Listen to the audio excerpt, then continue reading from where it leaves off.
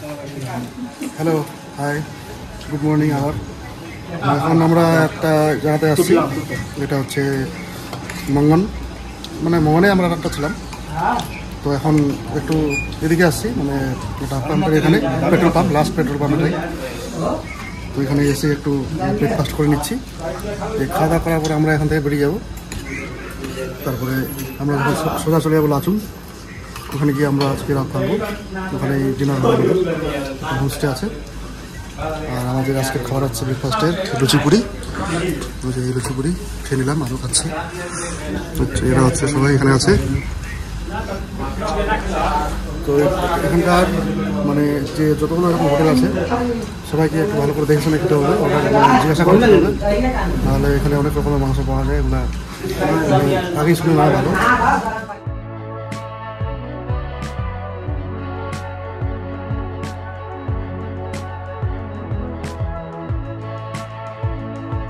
তো আমরা মোটামুটি লাচুংয়ের যতই তাড়াতাড়ি যাচ্ছি, লাচুংয়ে তো ঢুকিনি এখনো, যতই তাড়াতাড়ি মানে যতই যাচ্ছি কাছাকাছি ততই আমরা বরফে পাহাড় দেখতে পাচ্ছি, মানে একদম বড় বড় মাউন্টেন।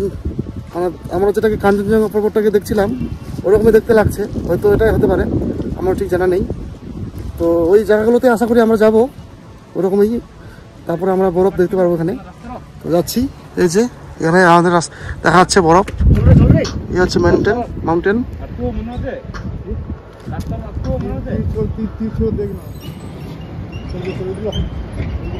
এই হচ্ছে আমাদের রাস্তা, এই রাস্তা দিয়ে আমরা আসলাম। এই হচ্ছে তিস্তা নদী, যেটা দেখা যাচ্ছে সবুজ সবুজ কালারের। আর আমরা এই জিগজ্যাগ রোড দিয়ে আমরা আসলাম। আর আমরা আমাদের ডেস্টিনেশন হচ্ছে ওইদিকে, ওই সাদা সাদা পর্বতে। দেখি কতক্ষণ যেতে পারি, কতক্ষণ লাগে।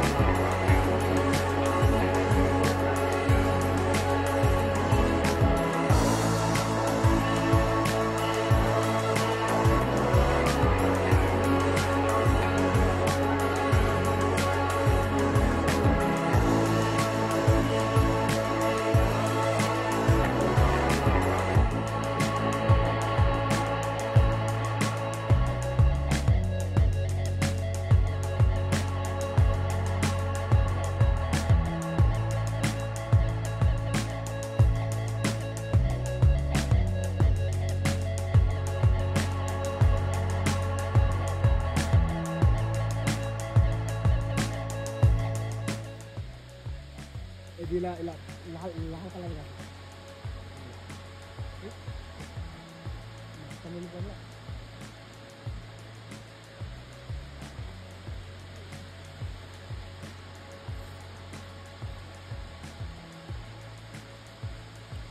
জীবাণুটা মনে হচ্ছে নাকি সব খালি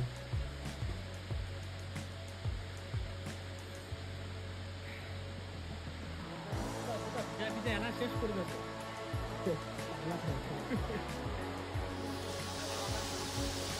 এখানে হচ্ছে রামধনু দেখতে পাচ্ছি ঠিক আছে রামধনু রামধনু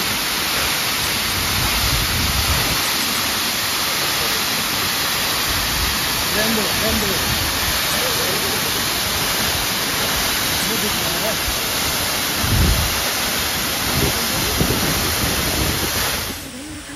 আমরা লাচুকের খুব কাছাকাছিতে আছি আর এখন এই যে ওয়াটারফলটা আছে এই ওয়াটারফলটার এখানে দাঁড়িয়ে আছি আমরা তো একটা খুব ভাগ্যের ব্যাপার যে আমরা দেখতে পেলাম যে একটা রেনবো মানে রামধনু যেটাকে বলি আমরা ওটাকে দেখতে পাচ্ছি এখানে কীভাবে কালার হয়ে আছে হ্যাঁ এটাকে এত কাছ থেকে দেখা যাচ্ছে একদম পাথরের মধ্যে এই জিনিসটা খুব ভালো লাগলো যাই হোক এরপরে আরও অনেক কিছু দেখা যাবে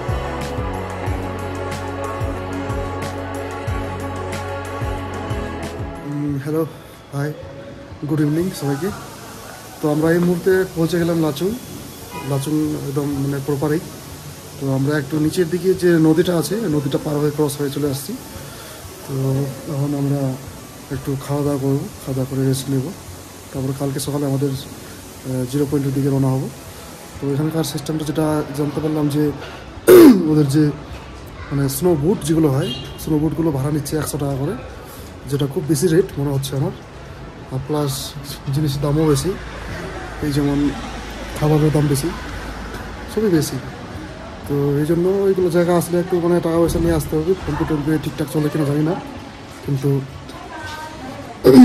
ক্যাশ নিয়ে আসা ভালো দাম দর করে নিতে অবশ্যই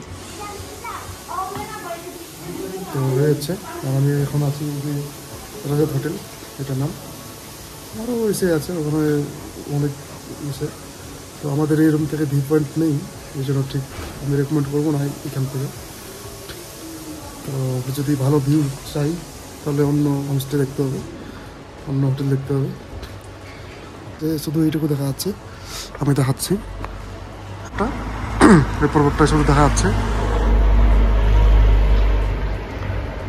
এদিকে পুরো একদম কুয়াশা লেগে আছে এখানে আমি একটু জুম করে দেখাচ্ছি পুরো কুয়াশা লেগে গেছে আরও আমাদের উপর যেতে হবে তারপর একদম স্নোফল বা চারিদিকে বরফ দেখতে পাবো এটা আমাদের একদম রাস্তার পাশেই আছে এমনি রুম মোটামুটি ভালো বিশেষ ভালো নয় আমরা কালকে যে হোটেলে ছিলাম সেটা বিশেষ খুব ভালো ছিল 1 নম্বর একদম এটা এতটা না আর এটা আমাদের চার্জ নিয়েছে 800 টাকা পার হেড খাওয়া দাওয়া ইনক্লুড আছে এর মধ্যেই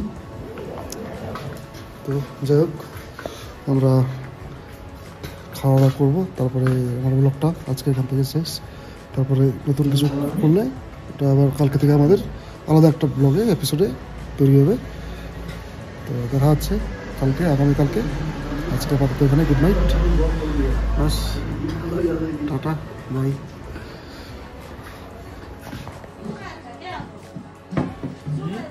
नहीं सर नहीं किया था